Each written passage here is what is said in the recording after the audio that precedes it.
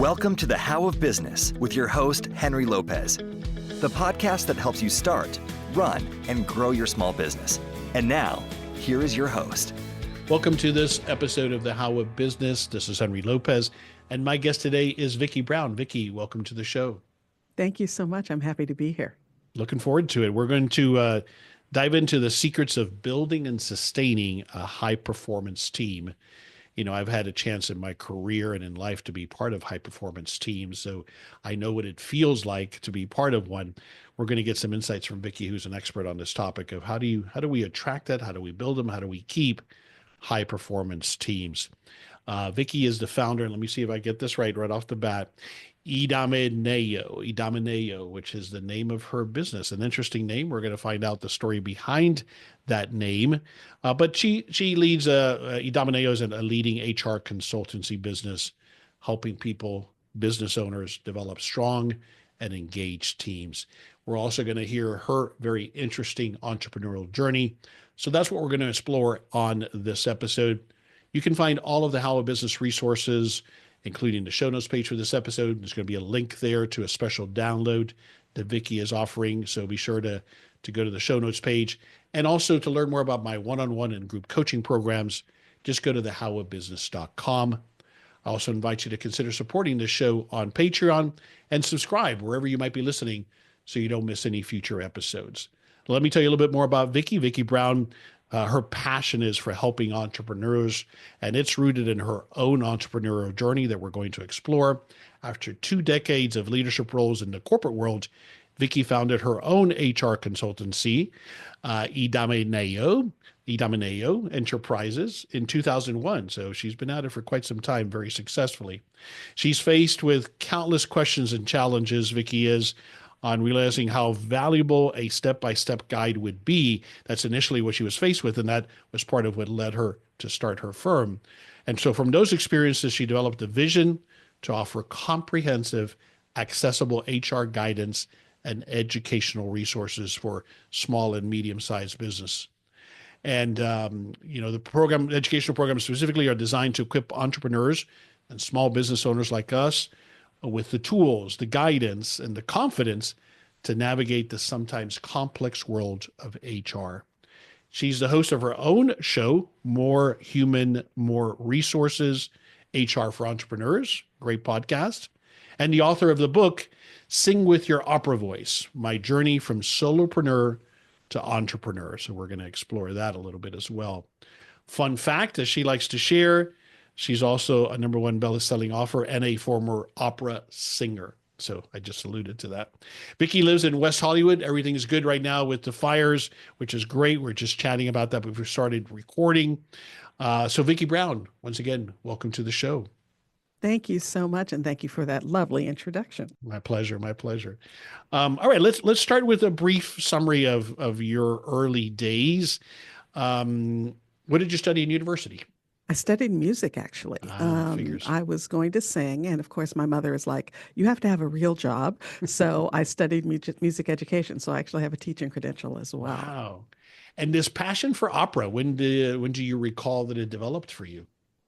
You know, I think I was singing before I could speak, but as far as opera is concerned, weirdly, I wasn't, even though I studied it in college, I wasn't particularly into opera until I actually auditioned and got into the opera company. So it came from the job. Were you a trained opera singer at that point in time? You were, okay. Yes, I was, because in school, that's what we studied. But mostly I'm a lyric soprano. So even though I sound like a contralto, but I'm a lyric soprano. And so most of my music, kind of my sweet spot, were liturgical music. So Mozart, Handel, Haydn, things like that. Interesting. Very interesting. I know very little about opera, but I have a first cousin, who was an opera singer for a while, lived in Italy for some time. He then retired as a school teacher as well. And then a very good friend of mine, his son is an opera and musical conductor. Yeah. So wonderful. I've been exposed to it that way. So then you ended up though going the corporate route anyway. What happened there? Why did you decide to go into the corporate world? everything in my life has kind of been a little bit of an examination in overlapping. So when I was studying in school, I realized that teaching is one of the most difficult jobs in the world. And also, being a music teacher and singing for a living, very difficult. You use your Mm. instrument all day long. So you're demonstrating to the kids all day. You really can use up your instrument. And so while I was in school, I was actually working in the business world Wow. and continued to do that when I was done with school. And, I was an executive assistant. And from that, I found my way to actually HBO in the very, very, very early Wow. days. We weren't even making movies Was at that that even like time. before 24? Because I used to sell door to door HBO subscription before it was even 24 hours. So I'm Really? Oh dating my myself goodness. as well. Yeah. Yes, absolutely. We were involved at the same time. Mhm. So, Yeah. and I was the executive assistant to the head of the LA office, and it was basically a sales only office. So when new people came in, corporate in New York said, California's weird. We have no idea how to handle it as far as HR is concerned. So you figure out, you're the executive assistant to the top guy. So when someone new starts, you're in charge of the paperwork. Wow. And that is how I kind of found my way to HR, which is Interesting. everything is overlapping. They gave me the card of their labor attorney and said, figure it out. Go figure it out. Exactly. I called him and learned almost everything I know about HR at his knee. And to this day, he is the labor counsel for Idomeneo. So, and Wow. that was 1,000 years ago. Amazing. It speaks to your ability to build and maintain relationships. What was it that then appealed to you about the arena of HR? It is, it's interesting because a lot of musicians end up doing things that are very detailed minded Mm. because music is math. So I love the detail. I love the compliance piece. Most of the time, when people think about HR, they say, oh, you're a people person. And so you're going to plan parties and things like that. But I was attracted to the science of HR. I certainly enjoy human beings as well, but I was attracted to really the science of HR and the detail and the specificity of it. So So did that make you good, I suspect, from an early days at making sure you've had the systems in place, the tools, all of those types of things? exactly. I am a systems wonk. If there's anything going on, I'm going to put together a project management plan for it. So absolutely, Got it. absolutely. Yeah. And then, of course, growing up and doing this in California, where there are a lot of specific laws and regulations that you have to be familiar with and you have to Mhm. adhere to. So there's a lot there to make sure you administer. So did you have aspirations early on to become your own boss? Zero, none whatsoever. I was, I kind of worked my way up in corporate, became pretty much the head of the various departments of the companies I was working in HR. And my last corporate gig was for a startup at that time. We actually ended up being about 3 years old, 2 years old when we had to close down. But it was a tech based financial services company. Mm. And we got caught in the bubble in Mhm. 2000. So, But it must have given you a little bit of a taste of what a startup feels like, right? The good, bad, and the absolutely. ugly. Yeah. Absolutely. I was something like employee number 11 or something. Wow. So Yeah.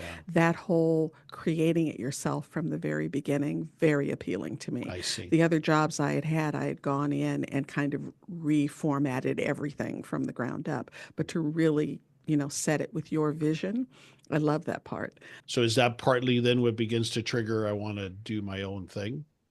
Again, absolutely not. Interesting. I was pressed into Yeah. this. Yeah. The head of the company, when we closed in 2001, actually, we closed in Feb of 2001. And he said to me, the president said, you should really think about having your own HR company. It'll be a great gig for you. You're really good at it. You created something from nothing.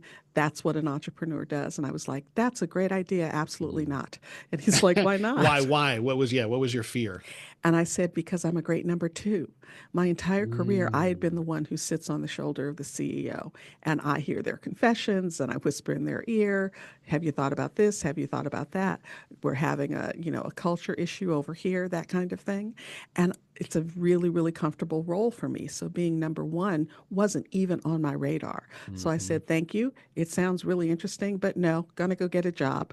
See ya. Interesting, because as I got to think though, as a singer, especially an opera singer, you're very comfortable being number one in that arena. Is that Mhm. fair? Absolutely. Oh, yeah.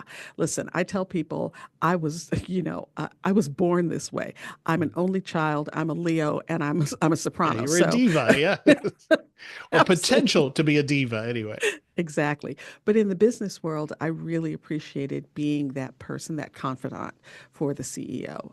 Now, this was many years ago. I still appreciate that role, but I have to say, doing this role is the best thing I've ever done. So, what triggered it? What then made you overcome that resistance and decide to do He tricked me into it. it? He said, I have a new gig and I have a team that's in New York. I'm not moving from California. And I know that they need like handbooks and things because you taught me that. So I can see. you take care of that? And On a I can't. contract basis, in other words, he didn't want to hire Exactly. you. He wanted to outsource that to you. Absolutely. And so I helped him out with a couple of things, and a couple of things became four things, and then became six things, and then became eight things. And by August of 2001, my compliance gene kicked in. And I called him Mm. and said, listen, I have access to confidential information for your employees. I need a corporate veil. You need Hmm. a contract. We need to spell this out, all of that. And he's Hmm. like, okay. So I incorporated. They became our first client, and they were a client for almost 10 years. Wow, one of your first seed clients. Mhm. Was it called Idomeneo back then? At the very beginning, yep. And Idomeneo from the inception. so we were talking about it before we started recording, but tell us again, where does that name come from? It's the name of an opera by Mozart. It has one of my favorite arias in it. But I actually picked it kind of by pulling it out of a hat. I Okay, was going to a conference. This was before I incorporated. I was going to a conference and they asked for your name and your company name. And I was interesting. like, It and just popped into your I head. saw the score. It was sitting in my practice room. And I saw the score and I was like, okay, I love Greek mythology and I love opera. Okay, Idomeneo. And that's actually how I chose it. That's And then I'm wild, so stubborn about it that right? it's difficult to say, it's difficult to spell, all of that. And in the early days, we used our entire name as our Mm. URL and our email. So everybody was spelling idomeneoenterprises.com over and over again. But marketing people say to me, so about that name, what do you think? And I'm like, nope. I just say Adidas and I keep going. Yep, you've It built a brand actually, around it now, and it's if absolutely. nothing else, it's a conversation point, right? It's an icebreaker. Hmm. And there's a story there, so I love that. Yeah. And it really helps me because when I've been singing for a long time, and I was singing a long time into my business career as well. And there is something so refreshing about having left brain, right brain things happening. Mm, So if there's a problem in the office and I'm sitting on stage waiting to sing, inevitably it kind of gets worked out in the background of my interesting. brain, and vice Interesting. versa. I can go to work when I'm stressing out about auditioning. So it really is a release valve on both Very sides. interesting. Do you still sing professionally or I even do just for not. fun, I'm assuming? I went on a 1 year hiatus about 8 years ago. So And it's been 8 years. Yeah. yeah, yeah. Got it. A lot of times, though, people who come from a creative background miss that, but I feel that business is a creative endeavor. But how do you look at it? I absolutely agree. Mhm. When I was singing full time, and the reason I actually took a break, quote unquote, is because I just couldn't run a company and grow it and be scheduled 2 years in advance. Mm, That's not just what people would say. Oh, can you attend this conference? I'm like, when is it? They're like, oh, it's not till next year. I'm like, oh, I'm booked. So, you can't really um, serve two masters. You have to like really focus on one or the other. But it really is. I find that there's a lot of creativity in it. What my team tells me now is I'm pouring all of that into our YouTube channel and our podcast and of doing course. lots of writing and things like that. So, Yeah. and my teaching background comes into play too. Your So, teaching comes into play, your mhm, performance abilities and background and confidence come into play, all of those things, right? absolutely, Yeah. absolutely. So I see lots of synergy there. The book you wrote, again, titled Sing with Your Opera Voice, My Journey from Solopreneur to Entrepreneur. You made that shift, obviously, when you first started doing that HR consulting work for this gentleman you're referring to, and then you had to turn that into a company. When you think back to that, what were some of the early challenges of transitioning from solopreneur to entrepreneur? Well, I had a lot of corporate experience, so I had the benefit of kind of knowing what it takes to support a goodly sized endeavor. I knew what business structure looked like. I knew what budgets looked like. I knew all of those things. Mm-hmm. But when you're starting out in your second bedroom, it's really just you and your phone and your computer. And because I was, again, quote unquote, tricked into it, it is, and I think everyone goes through this, that no matter how committed you are, no matter how solid your vision is, you have a little bit of, and I think this is an overused phrase, but it applies here, imposter syndrome. You're Absolutely. stepping into an environment that you know less about than you would like to. And you're going to be faced with challenges that you maybe haven't faced before. I faced challenges that I hadn't faced directly. I had seen them in the Mm-hmm. businesses that I'd been in, but they weren't my challenges. I was in the HR department, you know? So, and entrepreneurs, you're the first salesperson. So that was a completely different jacket for me to put on. I'd never done sales before. So you really have to, and that's the whole thing about singing with your opera voice. The kind of very brief background of that title is that I had a voice teacher, and sometimes I would do a great job, and sometimes I would not do a great job. And every once in a while, when she would hear exactly what she wanted to hear, she would go, "What did you just do? We need to make you do that over and over again."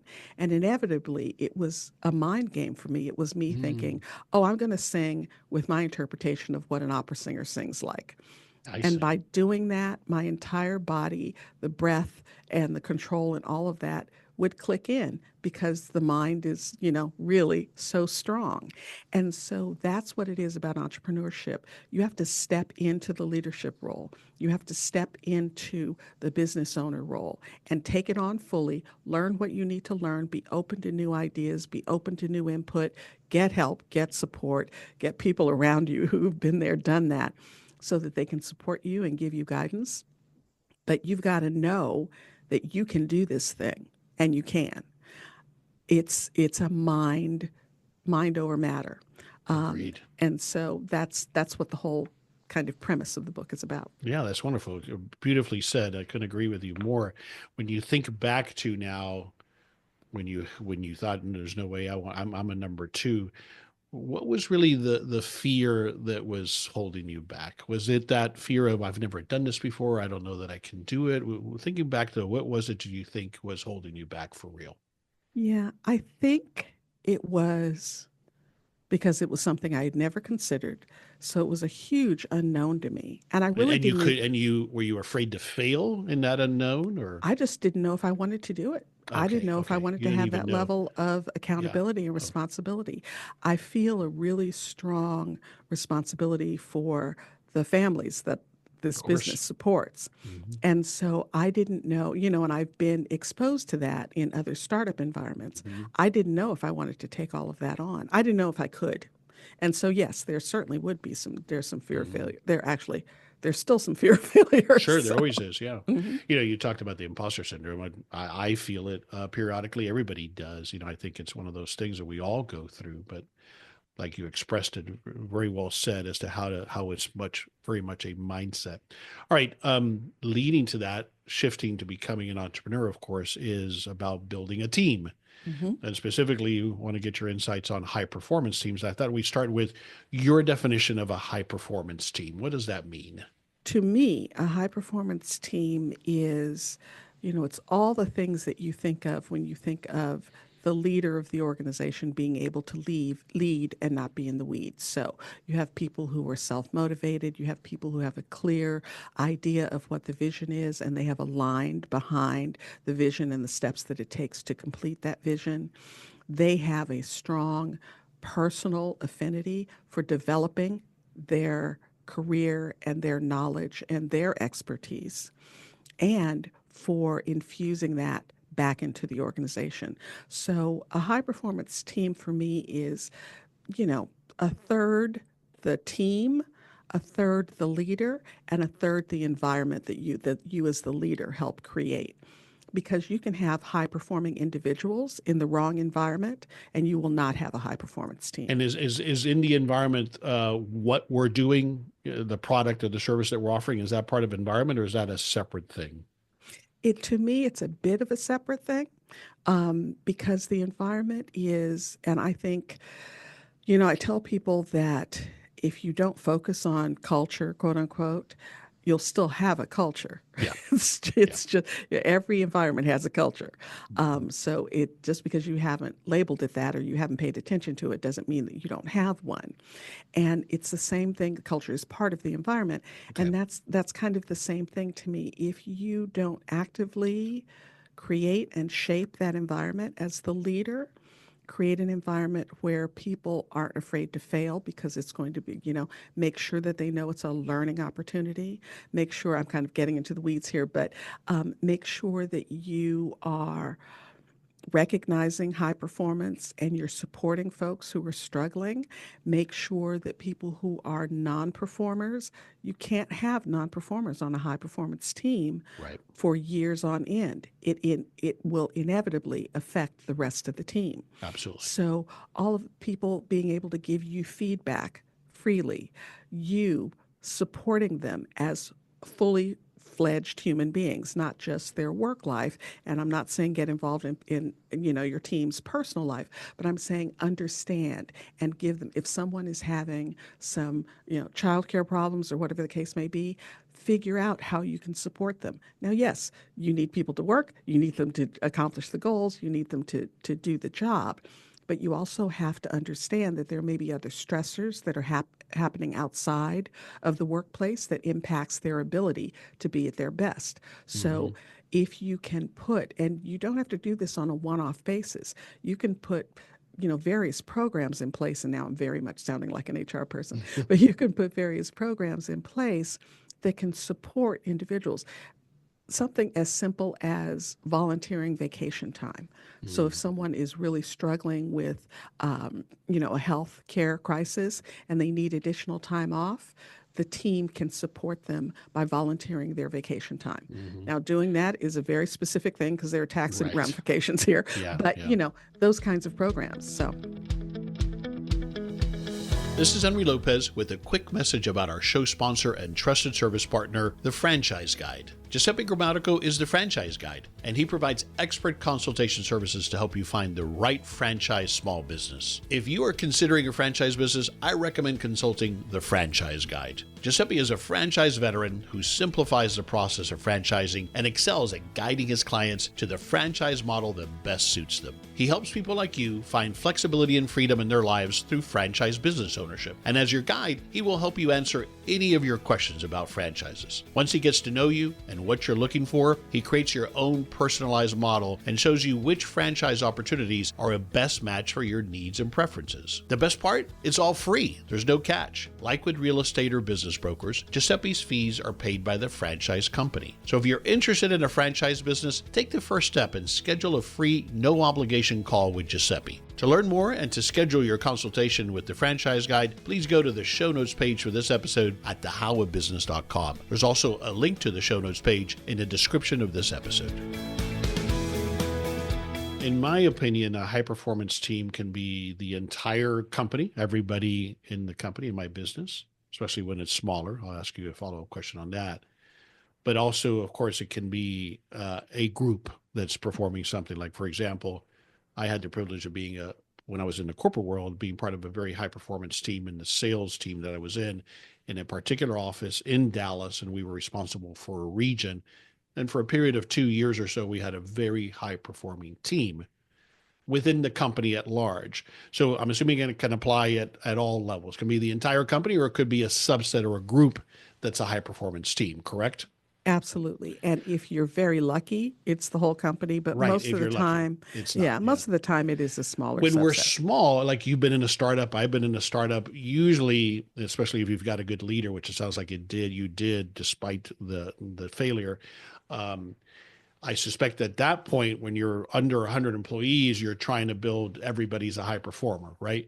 But in my experience, I'm curious to see yours, just go off on a tangent for a moment, that's one of the challenges that larger corporations have is at some point, there's no way you have everybody on a high performance team. So you have to have these individual groups that are high performing teams. Is that fair?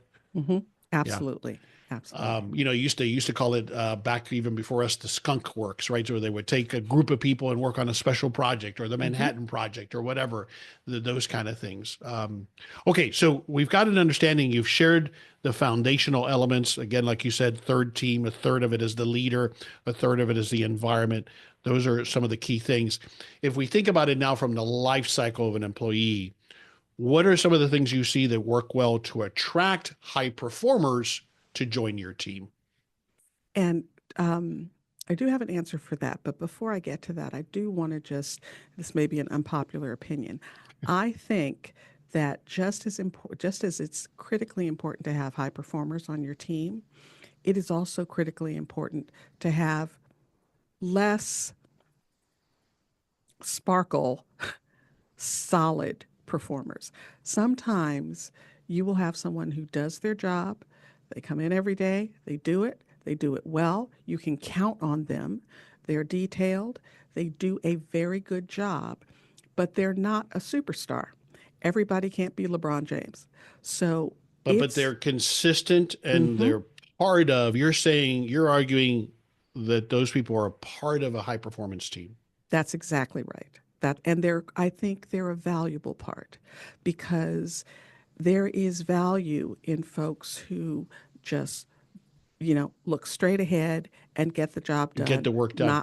Is it partly because as a high performer comes with it all kinds of things, including an ego, including wanting what's next, including, like, I have found that high performance teams don't last forever.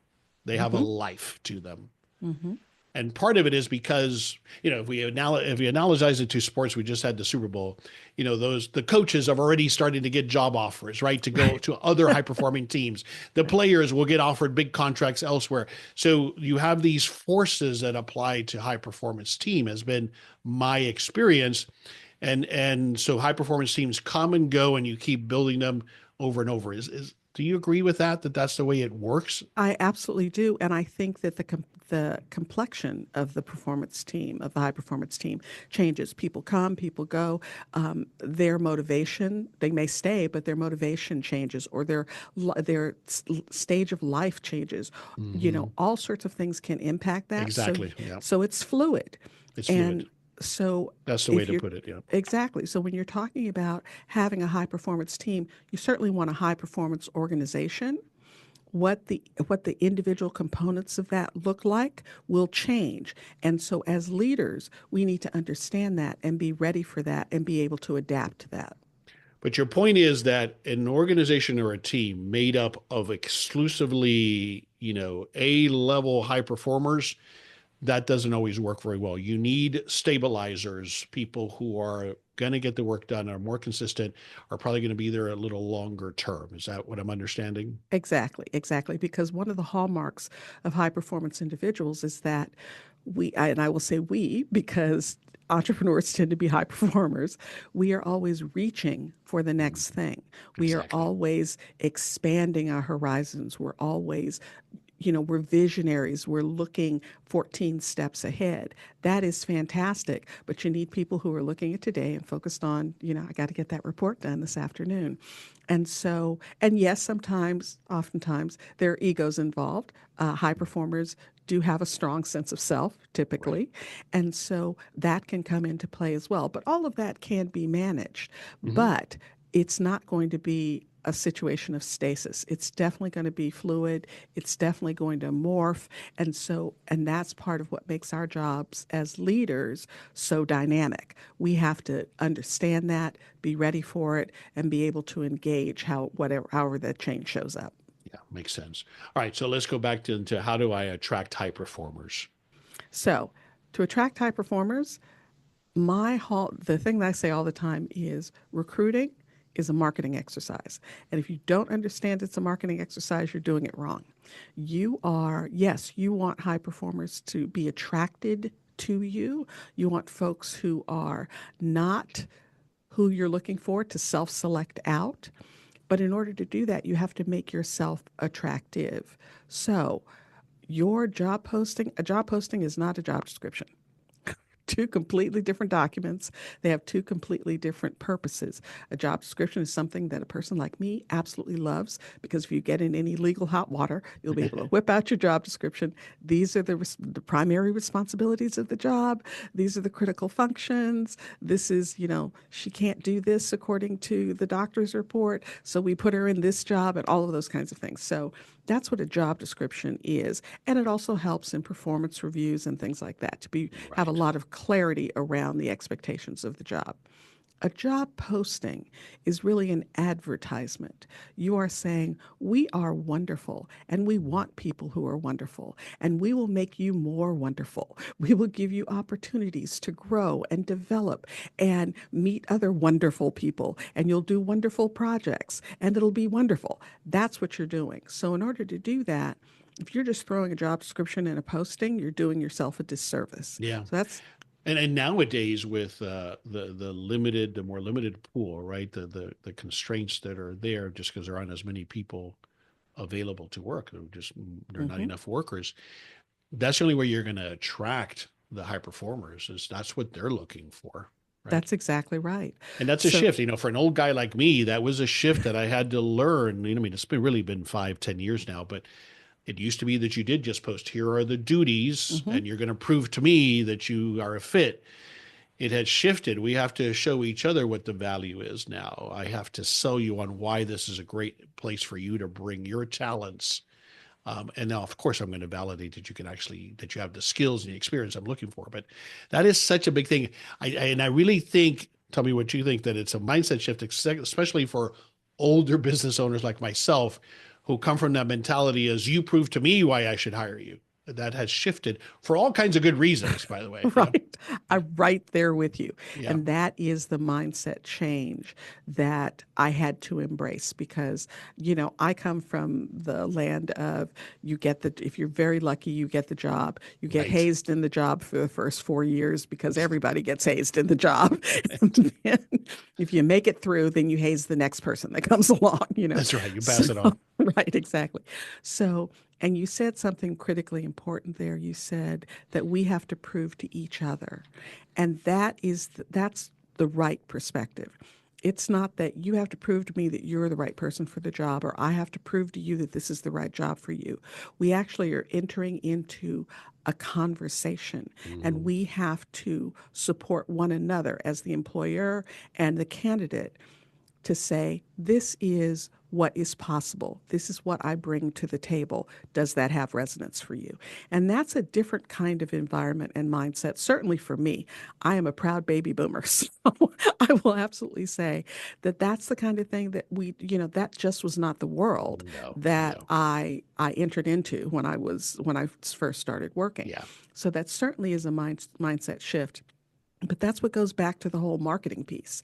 Think of it as the same way you market your business to a potential client, you're going to be marketing it to candidates.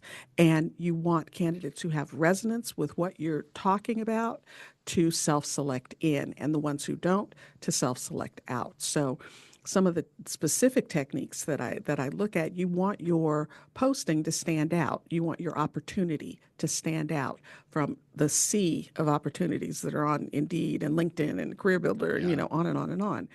And so why not talk about things like, yes, you want to put the skills in there that you're looking for. You want to put down the critical functions of what you need in the job. But how about a day, putting in a little day in the life? This is what your, little storytelling. This is what the job is going to look like.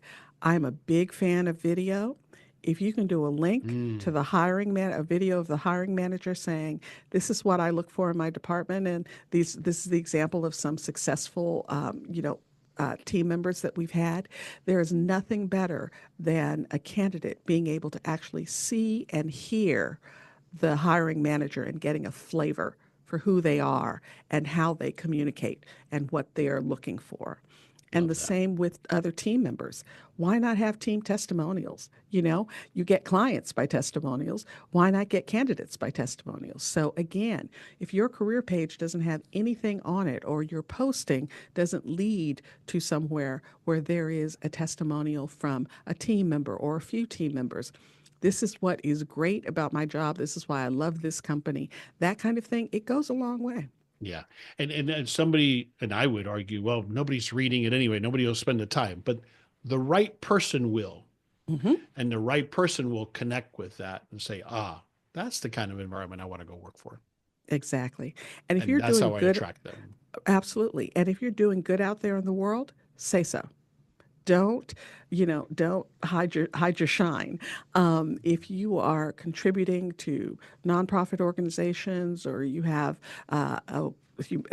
Habitat for Humanity Day every year, or whatever the case may be, make sure that you're trumpeting that. Maybe it's not in every posting, but your career page is your calling card. So that should really give a flavor of how you look at your team members, what you feel is valuable for Yeah. them, how you support them. And then, of course, there's the whole development thing, but that's after Yeah. they actually get in the door. All right. We'll wrap up this section here with this question. What's one or two things succinctly that that turns off high performers, that causes them to leave and look for something else? What are some of those top things that you see, mistakes that we make as small business owners, and in particular, that causes us to lose our high performers? Not delegating and micromanaging. Because those things, what they say to a high performer is, I don't trust you. I don't believe in Hmm. your skills. I don't value you. I'm not willing to empower you to do what you are capable of doing. That's exactly A high right. performer takes that as an insult, not to Hmm. mention that I'm not going to keep growing here. It's sure they're not going to keep growing. And I think of the two things, the micromanaging is actually the worst of the Worse. two, Yeah. Yeah. because the micromanaging really does say, I've given you this task, I've given you this project, but I don't trust that you Mhm. have the skills or the intuition or the judgment or the abilities to carry it out. So I'm going to be sitting on your head every step of the way. That drives high performers insane. Insane. Yeah. It's what drives a lot of high performers to start their own business. But, Hmm. it comes from that mentality, I think, in part, having been guilty of it myself at times, thinking that the only way it can be done right is if I do it my way. What you find once you embrace this and realize that if you hired the right person, they may not do it exactly the right way, but what will surprise you is they might actually figure out a better way to do it. That's exactly right. And that goes directly into the delegation thing. Because the reason we don't delegate is because, well, there are lots of reasons we don't delegate, but one of the prime reasons is because, well, you did it, but that's not the way I do it. Now, you may have a perfectly good reason for doing it the way you do it. And if that's so, communicate that, because that's Exactly. another thing Yeah. about high performers. The Yeah. more information they have, they need to understand. Mhm. Just giving an instruction and saying, because I said so, that does not work with high performers. It actually doesn't work with good, solid team members, period. Right. Right. Explain yourself, explain the why, because again, they may come up with a better mousetrap. They may come up with a better idea. And knowing the why behind why you're doing something the way that you're doing it helps them as they're thinking about, okay, well, we can do it that way, but why not add this particular bell or that particular whistle? Yeah. Yeah. So you really have to be, and it takes time to be clear like that. Yeah. It But does. as you know, that's one of the hallmarks of a good leader. Yeah. And it is, I think this is one of the keys to transitioning from solopreneur to entrepreneur. Yeah. Absolutely. It's a painful key, but yes, it But yeah, is. painful key. Yeah. All right. Let's talk more about, we've touched on it, but give us the highlights of the services that Idomeneo provides. What do you provide for your client now? And also tell us what's an ideal client look like for you. Sure. Well, and thank you for asking. So the services that we provide we're basically an HR department. So for our client, we are their HR department. We just don't sit in their offices. So we do everything in the employee life cycle, from onboarding, new hire, people going on pregnancy leaves, promotions, all of that, benefits administration, payroll administration, training and development. So we do all of that. We work very closely with our clients. Our goal, kind of our underlying core principle, is that we want to develop managers. That's really what we're focused on, because the impression that your employee has of your company is almost 100% tied up in their impression of their manager. That's who they're dealing with every day. That's the person that's giving them the company, the company policy is this, or we're going to do that, or we're going to do it this way. All of that comes from the manager. And managers most often are promoted into a managerial role because they were very, very good at the job, which is terrific. But managing is a different job. It's a different muscle. It's a different, if you take a marathon runner and you tell them, I want you to do some heavy lifting, those two things don't go together. Right. So they have to train. Both of those disciplines require training. So training a manager to be able to, your job no longer is to do the job, do the task. Your job is to motivate others to excel at the task. That's a different set of muscles. So giving them the growth opportunity and the support and the development to become better managers, that's really where we're focused. And then by the same token, we then do that with the business owner and the CEO and CFO, et cetera, help them become better leaders, in addition to all of the administrivia. So yes, we will process the payroll and we will process the benefits enrollment, and we will do all of those things. Got it. And I believe you've got a free download for our listeners. Tell us about that, if you would. Absolutely. It's a quick overview, quick checklist, because we're also about doing things quickly, because this all came out of my brain. And the one thing I don't have is time. Building a company, and no business owner has tons of free time. Right. So we want to make sure that you get exactly what you need, exactly when, in the moment that you need it. So this is a quick overview of what kinds of things to look for when you're putting together an onboarding process. If you're unfortunately terminating someone, what are the high points that you need to be aware of, things like that. So we have a little booklet that hopefully will be helpful. And where do I find that? And you can find it at vickybrownhr.com/podcast gift. Excellent. And if you're not where you can write that down, I'll have that link in the show notes page for this episode. So just search for Vicky Brown at thehowofbusiness.com, and you can find that link as well to get that free download. All right, excellent. Book, we mentioned your book. We've been chatting about some of the content in that book. Again, the book that Vicky Brown wrote is Sing It With Your Opera Voice, My Journey from Solopreneur to Entrepreneur. And is there another book that comes to mind or you've read recently or are reading that you would recommend? I'm currently reading and implementing, actually, Ryan Deiss's Scaling. And I love that book. And so I highly recommend it to others because, again, as we said, I love process, I love organization, Right. and it really is a wonderful guide to help you set up a process for running your business. Wonderful. Thanks for that recommendation. All right, let's wrap it up, Vicky. What's one thing you want us to take away from the conversation that we've had about high performance teams, building them, maintaining them, attracting them? What would be one key thing you would have us take away from this conversation on high performance teams? My key would be to the entrepreneurs and the business owners out there.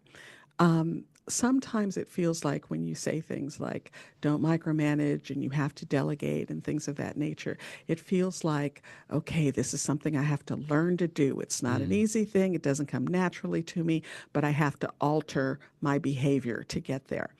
And that is not necessarily untrue, but there is another way to think of it. If I'm having a bad day, surprising, but it does happen. If I'm having a bad day, when I go into the office and I just hear the team members collaborating with one another, working with clients, working on projects, it gives me such a feeling of joy. I stand on their shoulders. The whole company would not exist if it weren't for them. The joy, I keep using the word joy, but the joy that comes from that, that's what you will get If you bring in high performers, solid performers, give them the tools. I think my job is to give them the tools that they need to do their jobs, to expand their jobs, and to grow their careers. That's my job. If you do that as a business owner, you will get tremendous, tremendous valuable feedback and valuable support from that team. And I can't really describe it, but it puts a smile on my face, makes me feel immeasurably better, certainly makes me feel proud of every single one of them. I feel like the mama hen, really.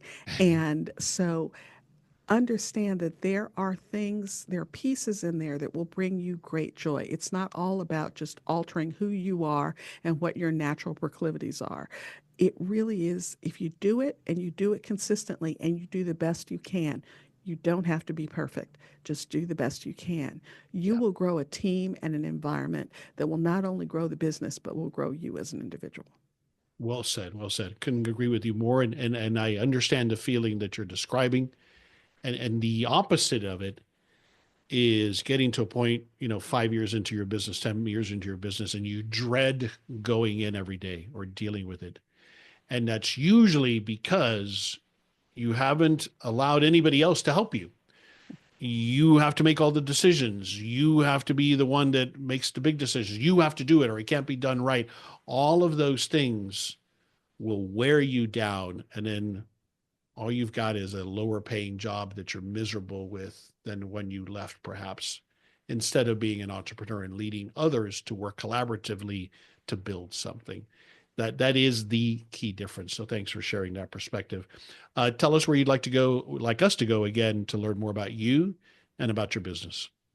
All roads lead from VickyBrownHR.com. So you can do that, and it'll have links certainly to other services and the other things that we provide. But figured Vicky Brown HR was probably easier than making everybody spell Idomeneo. Exactly.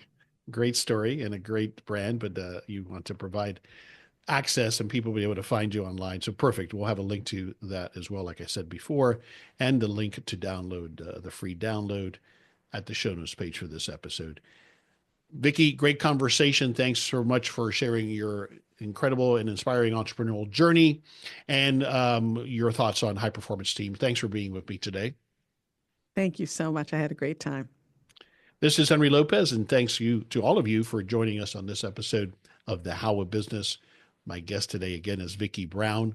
I release new episodes every Monday morning, and you can find the show anywhere you listen to podcasts, including on my YouTube channel, thehowofbusiness.com, the How of Business YouTube channel, rather, and on my website. You can also listen there at thehowofbusiness.com. Thanks for listening. Thank you for listening to The How of Business. For more information about our coaching programs, online courses, show notes pages, links, and other resources, please visit thehowofbusiness.com.